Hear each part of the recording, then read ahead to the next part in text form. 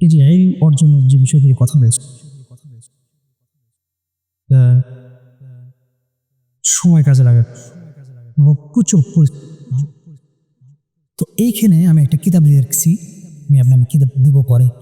সেখানে তার একজনের মা নাম হচ্ছে ইমাম আলী ইবনু আসিম আল ওয়াসিতি।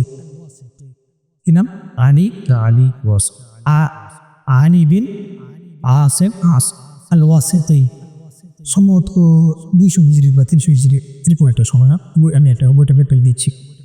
সেখানে তার মা তাকে 1,00,000 দিনার দিচ্ছে, এত আর দিনার দিয়ে বলছে যে তোমাকে আমি এই যে দিলাম এলিম অর্জনের জন্য যাবা, 30,000 হাদিস না হওয়া পর্যন্ত আমার বাসায় আসবেন। এটা না হলো বাবা, কথা ক্লিয়ার কি? বুঝেন না কথাটা?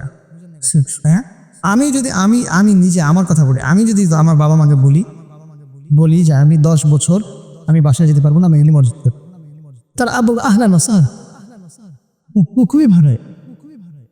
এখনকার বাবা মারা হচ্ছে উল্টা, যে আমি তোমার এক ছেলে এক মেয়ে, আমাদের মতো কথা শুনতে হবে, যুদ্ধেও যেতে পার হ্যাঁ, তারা ধর্ম বুঝে না। হ্যাঁ, এই ক্ষেত্রে এখন কি করতে হবে? বাবা মার সাথে খারাপ বাবা বলা যাবে না, তোমরা কাফের মুরতাদ বুঝাই তো। আর যদি বলে যে না, আমাদের মতন যদি না হও তাহলে তোমাকে ইউনিভার্সিটি পক্ষে দিব না, তখন আপনি বলবেন যে আমার কথা চলো কোর্টে যাই, পরিষ্কার কথা, চলো কোর্টে যাই। এই তুমিও আল্লাহ সন্তুষ্টি চাও, তুমি সন্তুষ্টি চাও যে আমি বাবা মার সেবা করে যেন বাবা মাকে খুশি রাখি, জান্নাতে তোমার, এটি তো তোমাদের টার্গেট, যেন জান্নাতে না ছুটে। আমারও তো এর অর্জন নেই।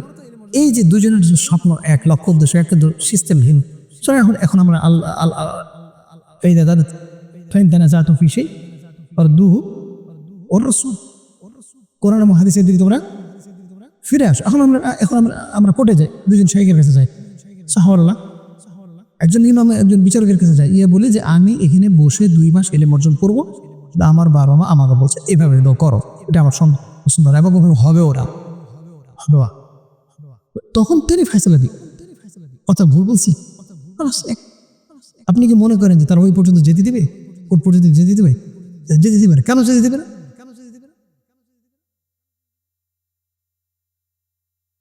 এটা আসাবি আলমুই। আপনি যদি ইলম অর্জন করতে চান,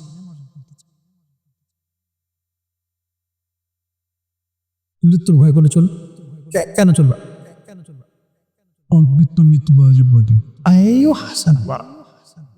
মৃত্যুটাই যদি হয় এলিমের উপর, এর চেয়ে তো উদ্যোগটা কিছু। সুতরাং আপনি এলিম অর্জন করবেন আর মরার ভয়, আবার পাশাপাশি মরার ভয়ও করবেন। এলিম অর্জন করতে করতে যদি আপনি মারা যান, এর চেয়ে তো কি ধরে লিখি এলিম অর্জন করতে করতে মৃত্যুবরণ করা যায়। হাদিস থেকে আবু হুরায়রা রাদিয়াল্লাহু আনহু তিনি বলছেন যে আমি একটা মানুষ যার বাড়ি ঘর কিছু নাই, আমি 24 ঘন্টা রাসূলের দরজার কাছে পড়ে থাকতাম। শুধু পড়ে থাকতাম না, ক্ষুধার কারণে আমি নড়তে পারতাম, আমি নড়তে পারতাম না, পড়ে থাকতাম, পাগলের মতো পড়ে থাকতাম। মানুষজন আমাকে বলতো যে এর রোগ হয়েছে। তখন আমার ওই রোগটার নাম ছিল মৃগী রোগ সমূহ, বা গলাতে পাড়া দিলে সুস্থ হয়। তখন তিনি বলছেন যে মানুষজন আমার গলাকে পাড়া দিয়ে চলে দিত, এ মনে করি যে আমি অসুস্থ, সুস্থের নিয়তে, কিন্তু আমি আসলে ক্ষুধার কারণে আমি অসুস্থ পড়ে থাকি। শুনেন না এগুলো? হাদিস বুখারী বা কোনো মুসলিম বা কোনো একটা সহিহ হাদিসে আসছে। এটা কিসের জন্য? এলিমের জন্য। এছাড়াও আর কি দূরে তিনি বলছেন যে আমি একটা মাসালা জানা সত্ত্বেও ক্ষুধার কারণে আমার মৃত্যুর কাছাকাছি অবস্থা, তো আমি কি করতাম? আমি তারপর আল্লাহ রাসূল সাল্লাল্লাহু আলাইহি ওয়াসাল্লাম এটা হাদিস জিজ্ঞেস করতাম, কিন্তু বলতো না। এবং তিনি বলছেন যে আমি এই হাদিসটা জানি, তাও জিজ্ঞেস করতাম এই কারণে যে যদি আল্লাহ এর মাধ্যমে আমাকে একটা রিজিক দেয়, তখন আল্লাহ রসুল সাল্লাল্লাহু আলাইহি ওয়াসাল্লাম তার কথা শুনে তার চেহারা দেখে বুঝে গেল কিছু খাবার।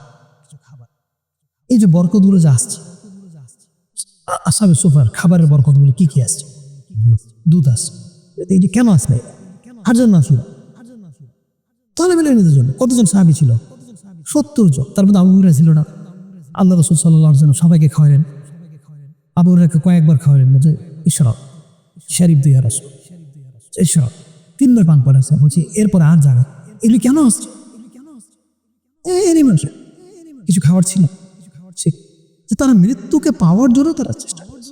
আর আমরা মৃত্যুকে পকেটে রেখে তারা আমাদের দ্বারা এলে ভয়।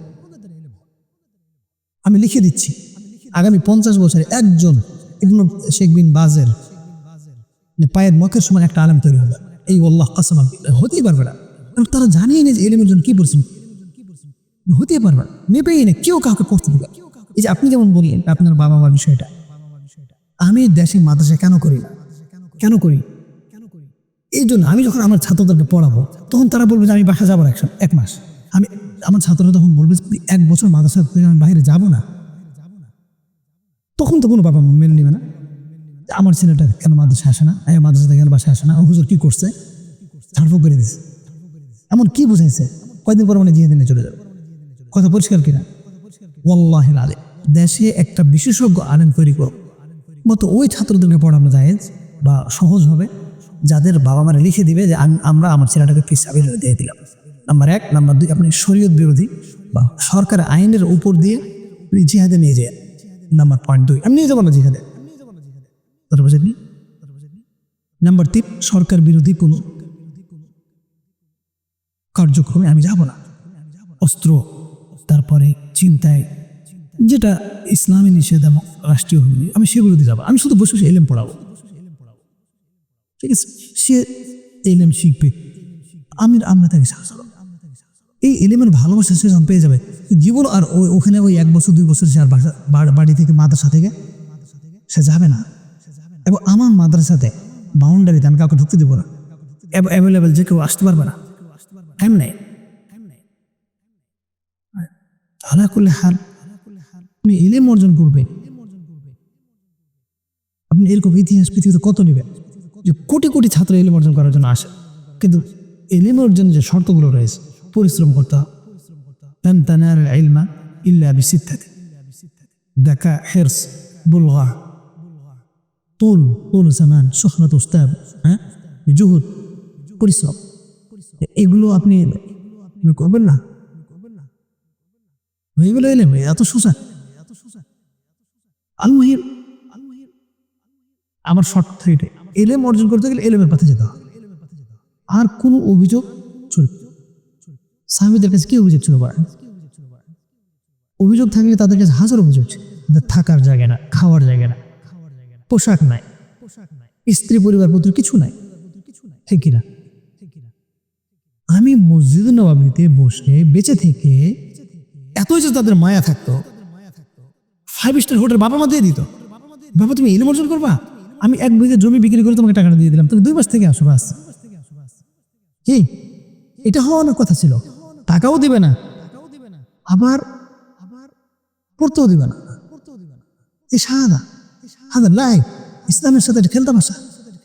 আমার সন্তান যদি আমাকে এই প্রস্তাব করতো, আমি সেটা করতাম। আমার যদি সহায় সম্বল কুলাতো যে আমি তাকে আমার সন্তানকে মদিনাতে থেকে 2 মাসের খরচ দেওয়ার জন্য, 2 মাসের খরচ দিয়ে আমি ফকির হয়ে যাব না, আমি সেটা করতাম। এই আল্লাহ আমি করতাম। হ্যাঁ, আপনি জানেন না ইমাম গদ্দাদের পোশাক বিক্রি করে দিয়েছে। ইমাম কুরতুবী রাহিমাহুল্লাহ খাবারের কারণে হাতের একটা অর্ধেক জামা বেশি, এটা কো। অথচ ইমাম আপনার কি বলে ইমাম কুরতুবী রাহিমাহুল্লাহ রাষ্ট্রীয়ভাবে স্বর্ণ মুদ্রা দিয়ে পাঠানো, উনি কেন না ওনার খরচে চোখ কষ্ট করে চোখ। তো এই জন্য তো ইমাম কুরতুবী হয়েছে আজকে, তাই না? আল জামি আহকাম পড়া প্রায় 20-25 খন্ডে, 15 খন্ডের উপরে, বিশাল। কেন এটা? কেমন? আমি গতকালকে শেখ আব্দুল মুহসিন কাসেমের সাথে সাক্ষাৎ করছি, গতকালকে সরার সময় আব্বার মৃত্যুর খবর রঞ্জন, কারণ হচ্ছে যে আব্বার সাথে আব্বা ওনার সাথে সাক্ষাৎ করেছে, প্লাস হচ্ছে যে আরেক ভাই আমাদের এখানে মসজিদ নববীতে সে কিতাব অনুবাদ শেখ আব্দুল কাফির আনব আব্বা এবং ভাইয়ের ছবিটা এখানে ছিল, মানে মসজিদ নববীতে একশো ছবি ওটা দেখা ভাই ও বাবা দুজন শেখ তো আমাকে চিনি। এইটুকু বলার সময় ভাই যে এতটুকু যতক্ষণ কথা বলো পাইছে কেন 30 ছবিটা দেখাবো আর মৃত্যুর সময় এটুকু সময় পাই বললা গতকালকের কথা বলছি, সালাম দিলাম এটুকু বলতে যাবো ব্যস্ত আছি পরে আস, বুঝতে পারছি এটা এই যুগের আলেমদের আচ্ছা 1 সেকেন্ড তারা সময় নষ্ট করে না। এবং আমি ওনার কথা বলি, ওনাকে দেখছি এই মসজিদ নামাতে বসে একরকম 4 ঘন্টা বসে থাকছি এরকম এইভাবে মতো জানা হয় দুই হাঁটু এইভাবে আমি 4 ঘন্টা বসেছি দেখছি মরা চোখ বিশ্বাস হয় আমার নিজের চোখে দেখা এটা বিশ্বাস নাও কে বিশ্বাস কর কার কার দরকার আছে বিশ্বাস নেই বিশ্বাস তো করলাম আমি নিজে দেখছি আমি বসছি আমি হয়তো 2 4 10 12 নড়াচড়া সবাই নয় এক রূপে 4 ঘন্টা 4.5 5 ঘন্টা এক রকম বসে নড়াচড়া আবার চিন্তা করতে পারে না কোন ছেলে বলে না এই সমস্ত আলেমদের কাছে দেশটা কর্ণে দেখলি এই যে বিষয়টা কথা বলছি এগুলি বললে এগুলি কেউ নোট নিতে পারবো শুনতে পারবো আমার কথা কেউ আসবো বিরক্ত মানুষ আসলে ঘটনা হচ্ছে যে কোনো কিতাব পড়ে এলেম মানে এগুলি এলেম মানে এলেমের করা অনুসার হায়াত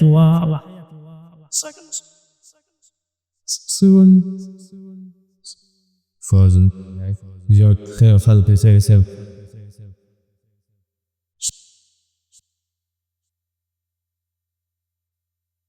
তো এল অর্জন মানেই হলো পড়ছে।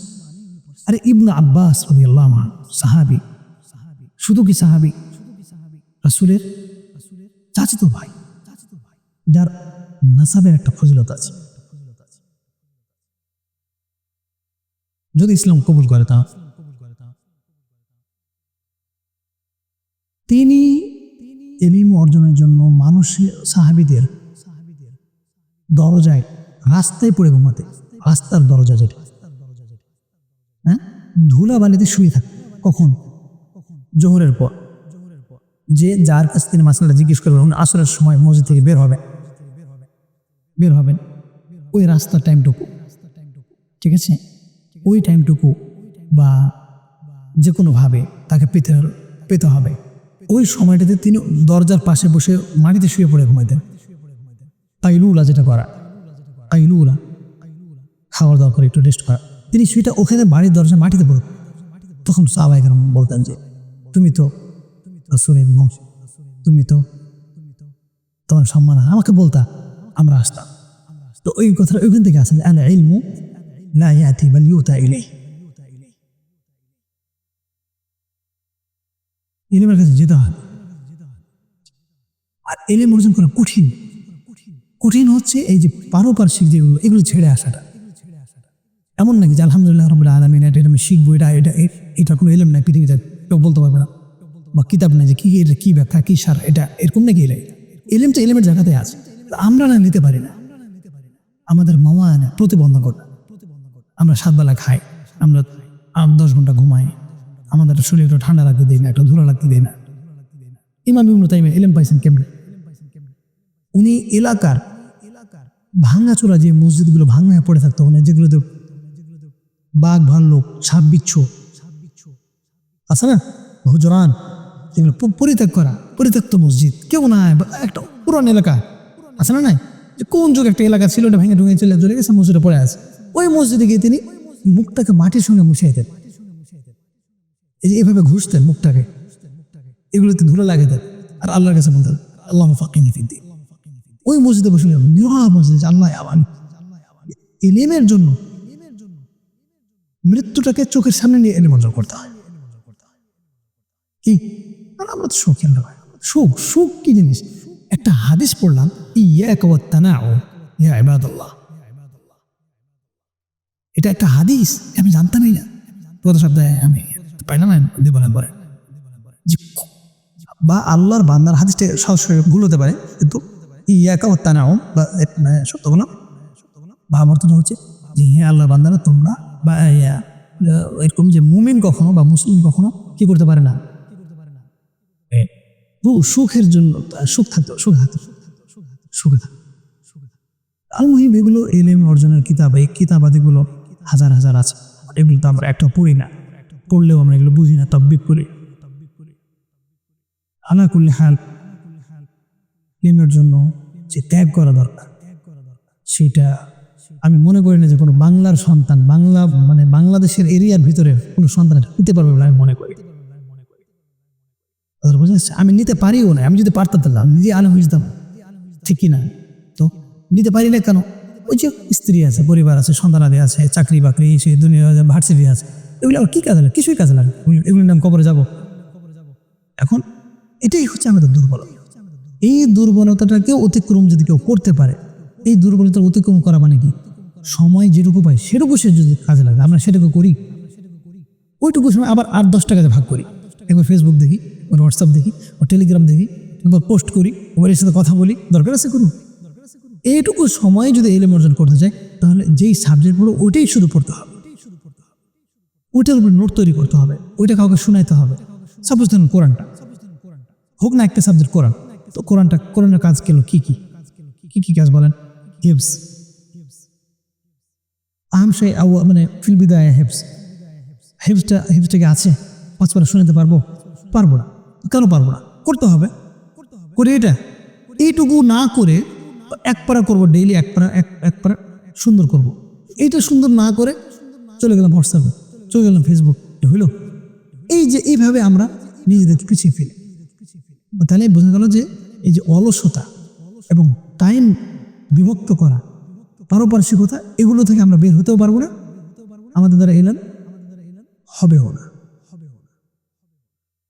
তবে এখন যেটুকু আছে এটুকু নাম কি?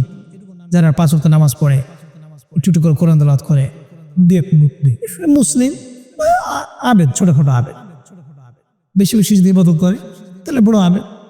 আর যদি ছোটখাটো একটু আলেম না, আলেম হলে আপনাকে মাটিতে শুইতে হবে। ইবনে আব্বাস রাদিয়াল্লাহু আনহু, আবু হুরায়রার মতো মাটিতে শুয়ে থাকতে হবে।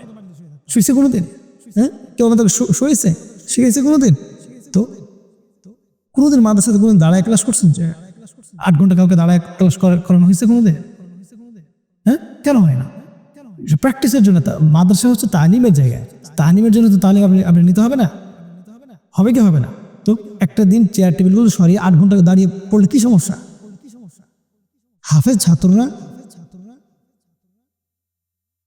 প্রতিদিন 15 পারা করে দাঁড়িয়ে মুখস্থ পড়লে কি ক্ষতি হবে? এটা হয়? কেন হয় না? যা হচ্ছে এটা হচ্ছে শুধুমাত্র চোখে দেখানো, মানে হ্যাঁ পড়তেছে আলেম, আসলে ভাই গভীরতা কিছু হাসবে না। এ কারণে আমি মনে করি না যে কোনো বাংলা ঘরের সন্তান, বাংলার মাটির কোনো সন্তান এই যুগে এসে এলেম অর্জন আর নাই। কারণ এলেম অর্জন করতে হয় কিভাবে, এটা সে জীবন শুনেও নাই, দেখেও নাই। আমি কি ভুল বলছি? ফি আমানিল্লাহ, সুবহানাল্লাহ।